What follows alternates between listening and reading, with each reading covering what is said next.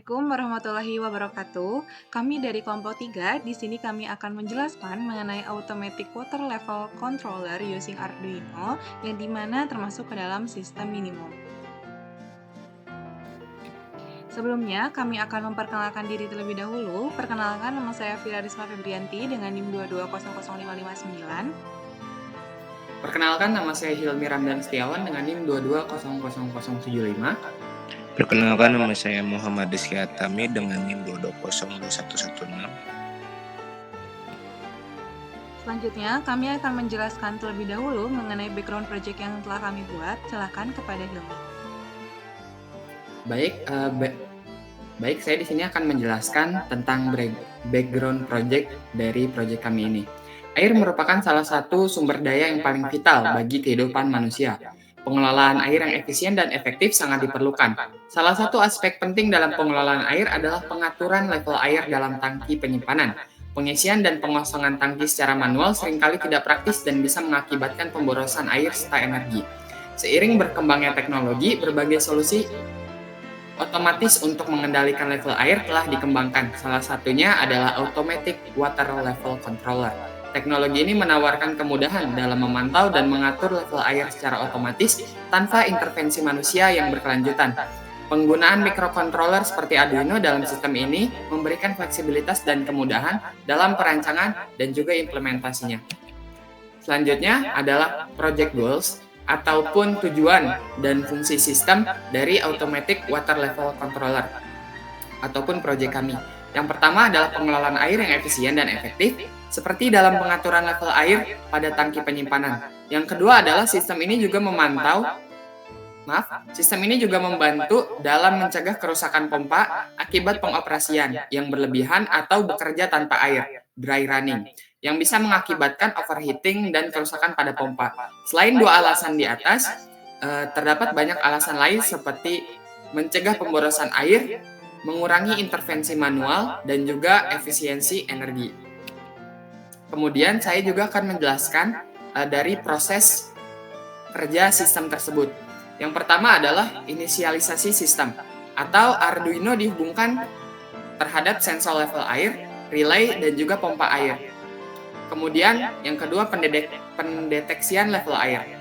Pada pendeteksian level air, sensor level air yang biasa berupa sensor ultrasonik dan sensor pelampung ditempatkan di dalam tangki air untuk mendeteksi ketinggian air. Sensor ini secara terus-menerus mengukur level air dan mengirimkan data tersebut ke Arduino. Yang ketiga, pembacaan data dan pengambilan keputusan. Arduino menerima data dari sensor level air dan mengkonversinya menjadi nilai yang dapat dipahami oleh sistem. Arduino membandingkan nilai level air dan batas yang telah ditentukan. Yang keempat, pengisian tangki dan pemberhentian tangki. Jika level air berada di bawah batas minimum yang telah diterapkan, Arduino akan mengirim sinyal untuk mengaktifkan relay dan juga maka akan mengisi tangki. Dan apabila level air berada di atas atau berada di batas maksimum, maka Arduino juga akan mengirimkan sinyal kepada relay untuk memberhentikan pengisian pada tangki. Kemudian selanjutnya ada fungsi kode program yang akan dijelaskan oleh Vira. Baik, untuk fungsi kode program pertama yaitu ada EEPROM.h dan ada Liquid Crystal.h. EEPROM.h merupakan pustaka yang dimana digunakan untuk membaca dan menulis data ke memori EEPROM. Selanjutnya, Liquid Crystal.h merupakan pustaka juga yang digunakan untuk mengontrol layar LCD. Selanjutnya ada Liquid Crystal LCD dengan pin 2, 3, 4, 5, 6, 7 yang dimana berfungsi untuk menginisialisasi LCD dengan pin yang terhubung ke Arduino.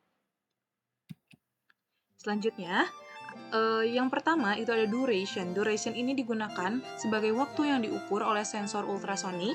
Kemudian ada inches, yaitu jarak yang dihitung dari duration. Ada set val, yaitu merupakan nilai ketinggian air yang disimpan pada EEPROM. Ada percentage, merupakan presentasi ketinggian air. Lalu ada state, menyimpan status tombol. Lalu ada pump, merupakan penyimpanan status pompa baik secara on atau off.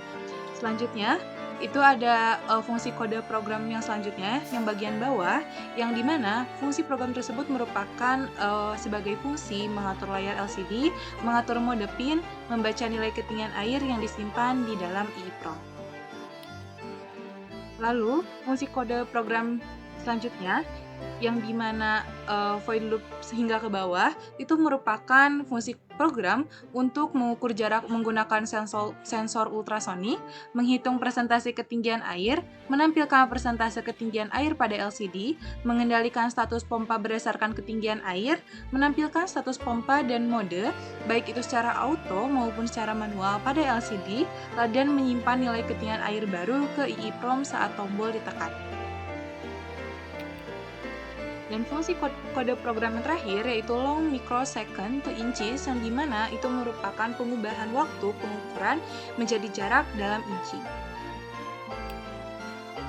Berikut merupakan gambar rangkaian yang kami buat.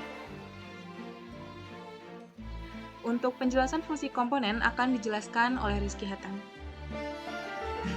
Baik, yang paling pertama itu ada saklar atau tombol atau push button yang digunakan untuk menyalakan atau mematikan motor. Terus yang kedua itu adalah saklar. Saklar yang kita pakai di sini adalah saklar 3 switch yang digunakan untuk mengubah sistem menjadi otomatis atau manual. Dan yang paling bawah itu adalah relay yang berfungsi untuk memutuskan atau menghubungkan arus ketika air sudah mencapai batas. Lanjut. Oke, ada potensiometer yang paling atas itu untuk mengatur distance atau jarak ambang batas kepekaan alat terhadap ketinggian air. Terus yang kedua itu adalah ultrasonic distance sensor yang berfungsi untuk sebagai sensor kedalaman air dalam alat tersebut. Dan yang terakhir adalah Arduino Uno yang berfungsi sebagai otak dan sebagai pengalir informasi ke bagian motor atau ke bagian pompa dari alat ini. Yang paling atas itu adalah LCD yang menampilkan informasi kedalaman air serta informasi-informasi lain yang dibutuhkan. Yang kedua itu ada LED yang berfungsi untuk menampilkan lampu saat air sudah mencapai batas ambang, dan ada resistor yang berfungsi untuk menyeimbangkan arus yang masuk dan keluar dari alat ini. Ini merupakan project result yang kita coba buat dengan mode otomatis. Jadi di sini jika water levelnya itu 100%, lampu akan mati, otomatis pump itu akan mati juga. Kenapa? Karena jika level airnya sudah 100%, maka otomatis air tidak akan mengalir lagi ke dalam tangki.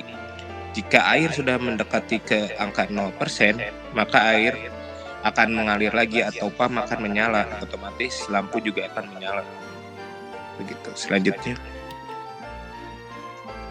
mungkin perbedaannya tidak akan terlihat jika di simulasi ini. Mungkin akan terlihat jika alatnya sudah jadi dalam bentuk offline. Jadi jika di simulasi ini terlihat di mode manual dan mode auto tidak terlihat terlalu jauh berbedanya. Jadi pada saat water levelnya 100%, maka airnya akan berhenti mengalir dan lampunya akan mati, otomatis juga pompanya akan mati. Jika water levelnya 0%, maka pompanya akan menyala dan otomatis lampunya juga akan menyala. Begitu. Selanjutnya. Oke, kesimpulan mungkin akan dijelaskan oleh Hilmi.